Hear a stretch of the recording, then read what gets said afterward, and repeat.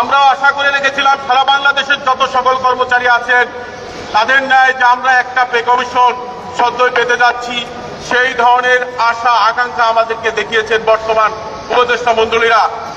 সেই কারণেই সঙ্গত কারণে আমরা আশায় বুক পেতেছিলাম যে আমরা একটা পে কমিশন পাবো, এবং সেই ঘোষণার কারণে বাজারে দ্রব্যমূল্যের ঊর্ধ্বগতি শুরু হয়েছে।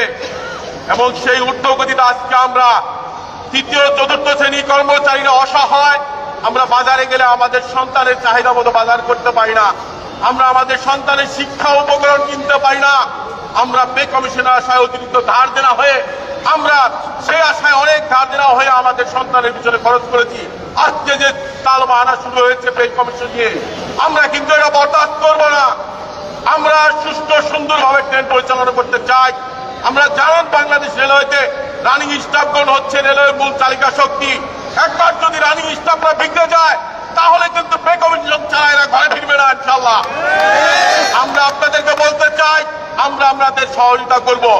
রেলটাকে সুষ্ঠুভাবে কিভাবে পরিচালনা করা যায় সেই ব্যাপারে আমরা সর্বাত্মক সহযোগিতা করব। আমরা চাই আমাদেরকে আমরা জীবনযাত্রার মান ঠিক রেখে আপনাদের যুগোপযোগী শহর একটা পে কমিশন অতি সত্তর সময়ের দাবি এখন শ্রমিকদের, এটা বাস্তবায়ন করুন। না হলে আমরা আরো কঠোর কর্মসূচি প্রদান করব। আগামী 5ই ডিসেম্বর আমরা শহীদ মিনারে একত্রিত হব রেল পরিবার থেকে, এবং ইনশাল্লাহ একটা বৃহৎ আন্দোলন গড়ে তুলব এই রেল অঙ্গন থেকে আমরা ইনশাল্লাহ।